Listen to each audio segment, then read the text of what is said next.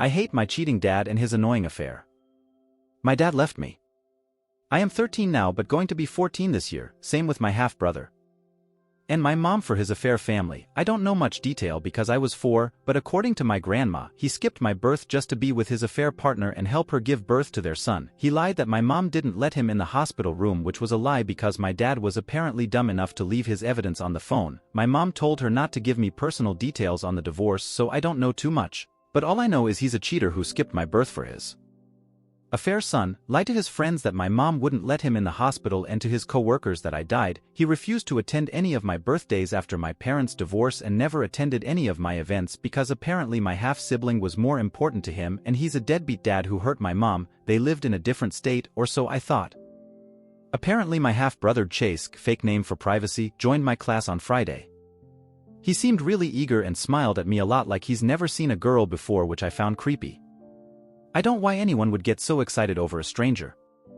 After school, he approached me. He asked if I'm insert my name and surname.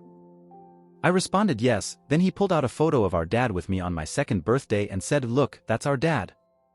I'm so excited to have a sibling. It feels so lonely being an only child with no one to talk to or play with. I'm Chase, I'm your half-sibling. It's so nice to meet you. I'm really excited to have a sister half-sister, and I'm not excited to meet you. You're a literal stranger and an affair child that my father loved and prioritized over. Why would I be so excited over a stranger who's a living reminder of my parents' affair and is nothing but a stupid affair child that is a walking, talking, living, painful reminder of my dad leaving my family for a mistress and his new perfect son he always wanted that he prioritized and loves more? That's a redo replacement of me and my mom because we weren't good enough for him, all because you existed and he decided to love you more. I hope you're so happy you have a new perfect life to throw in my face, and now he wants nothing to do with me because of your mom. Chase looked shocked and remorseful. He apologized and told me he had no idea and he didn't realize how much pain he caused me, and he's so sorry. He never meant to hurt me and didn't know his parents had an affair. I was suspicious. How do you live 13 years of your life not knowing about your family history? I wouldn't be surprised if he knew altogether and wanted to hide that. I don't care how sorry you are. I want nothing to do with you. You're nothing but a stupid affair child that's a constant living reminder that my dad had an affair and left my mom because of your mom just to have you. You caused me enough pain. I already had to go through enough. How much more do you want me to suffer just because you want to remind me that you're living a perfect life and I had to suffer and have nothing but my family and my home because of your mom, and our stupid dad decided to abandon us and have his perfect little son rub his happiness on my face just to remind me he's having a perfect life and my mom had to suffer. You're nothing but a stupid little affair child that no one asked for. Just leave me alone, I responded. Chase teared up and told me he understands, and that he's sorry he and his parents caused me so much pain, then walked off crying. No, he doesn't understand my pain. He wasn't the one whose mother got cheated on and had his family and life split up as a result and replaced by a better sibling. He has no idea what pain looks like, so someone should tell Chase to stop pretending to know what it looks like because he had it so easy. On to the point, Chase found my Instagram, which was private, so I don't know how he found it when my accounts are private, but he messaged me saying he's sorry he caused me so much pain and he didn't mean to upset me or creep me out. He was just hoping he gets to bond with his new sibling, but he never meant to upset me or rub his new family in my face, and he hopes there are no hard feelings. I corrected him by saying we're half-siblings and that we're never going to be real siblings and that we only share one parent, so he's technically half-asshole as well, and to just leave me alone and never contact me.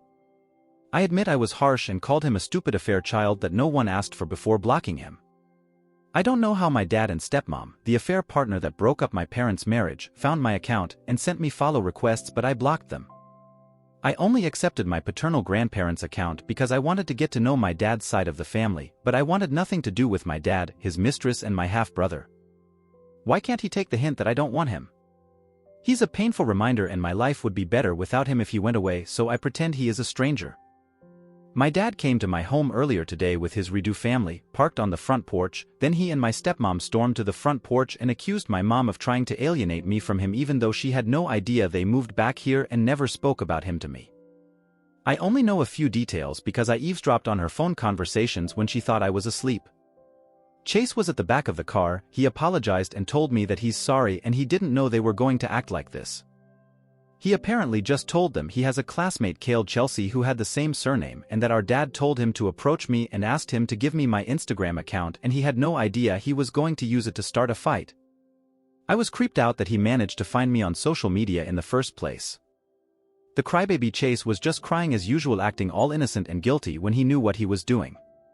I yelled at Chase to just get lost. It's your fault everything bad happens in my life just because they got their perfect American son and not a mixed-race child like me. I'm American and British from my dad's side and my mom's half French and half Japanese. You already hurt me and my mom because you're selfish and you wanted a full family. You weren't the one that got hurt, me and my mom did, so stop pretending to be traumatized because you have no idea what it's like to have divorced parents and only one parent in your life. My stepmom was too busy arguing to comfort Chase, but he isn't my problem since I never cared about him in the first place. We were both crying, but my mom hugged me and told them to leave after arguing with them and apologized to me for putting me through this. I forgave her and told her I just want my dad out of my life. Luckily my dad left, but I heard over my mom's phone that now he's apparently fighting for custody and wants to get custody of me. I hate how my dad ruined my life again, just because my spoiled half-brother wants a sibling. Like my life wasn't already shattered enough and we're strangers. Why is anybody this excited over a stranger? It's creepy. Edit, the update might take time and the official divorce outcome update will take a while to update, but the real update will come when the custody battle is done and my final decision to want to bond with my dad is made. I might keep you guys updated over little details until the custody battle is over. My teacher spoke to me and Chase separately to get our side of the story and I might post it tomorrow, but not to worry, we aren't in trouble as my teacher said they don't think it's fair to punish us for being upset. He hasn't bugged me since, but I have cooled down. All I want to say is my mom isn't a villain.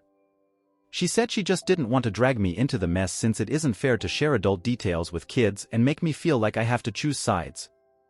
She said how I feel about wanting to bond with Chase is my choice just as long as we're civil to each other at least, and told me to try to be civil next time, and if I want to get to know my dad then it's my choice.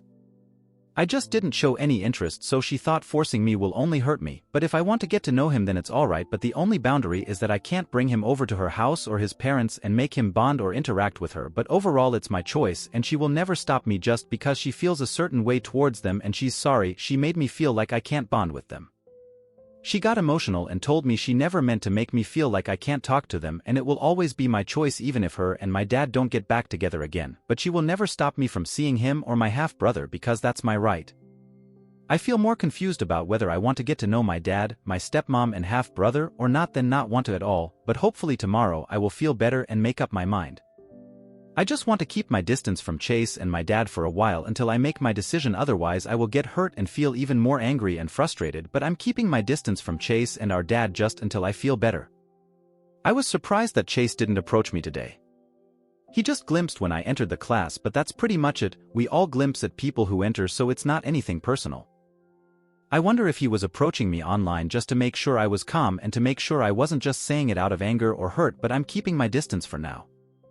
I don't think I need to switch class over it because I love my friends, but I asked my teacher if I don't interact with Chase as much for a while and they were okay with it as long as I don't go out of my way to purposely exclude him or insult, harass or hurt him. Then it's reasonable as long as I don't be rude or hurt or isolate him from others, and I'm okay with that deal since I don't want to bully him intentionally. I just don't like him for now and what he represents to me. He looked nervous whenever he was near me and tried to avoid eye contact, but he is surprisingly a quiet kid who didn't speak much, which surprised me because he seemed so passionate last week, but he's quiet and introverted, the opposite of me. I'm not a mean popular girl, but I'm extroverted and social and have a few friends, but he's not bullied by anyone in class. He's welcomed, has 1 to 2 friends and even has a girlfriend who's friendly and checks on me. We're not BFFs, but she's friendly and doesn't try to force a bond. She told him that I'm just hurt but I'll come around eventually, but assured him it's not his fault and explained how I felt without pointing fingers at me. Story 2.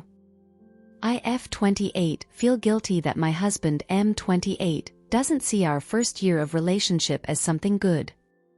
We've been married for 4 years and in total we've been together for 6 years. We both never cheated on each other. Our marriage now is fine and we talk about every problem that can be solved in order to keep improving for each other. The thing is, In our first year of relationship I was very, very toxic. I used to check his phone almost every day, call him even when he was at work and get mad if he didn't answer, ask for his submission at any time and threaten to break up for any discussion we had. I don't want to excuse my actions, it's just that I had only one relationship before him and it was an abusive one. My first boyfriend used to do the same with me, but he also used physical violence. I had so much fear of him that was afraid of even having male co-workers just because of his jealousy. When I broke up with him and met my current partner I tried to act normal like nothing happened, but eventually the problems of the past returned and my current partner had to deal with it. When I was with him it was him who convinced me to take therapy, something I did. I began to heal and many months later I realized how much damage I caused to my partner, so much that every time I remember I begin to cry. I just try to do it alone. I asked for forgiveness in that time and since then I tried to be the perfect partner for him. I realized how important are the communication and the mutual understanding in a relationship, so much that we ended up getting marriage. It's not like our first year was always a hell. We had trips, intimate moments, we traveled, we laughed, we made a lot of good memories that unfortunately are mixed with the bad ones.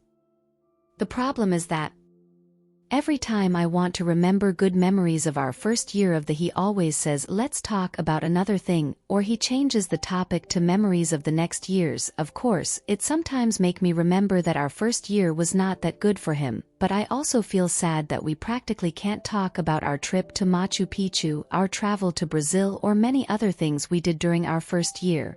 Is like for him our relationship began in the second year and that makes me sad. I feel guilty for all I did to him. I would like him to be my first partner so I wouldn't have those traumas and I wouldn't hurt him. I'm happy now but I'm so sad that for him it is like our first year never existed.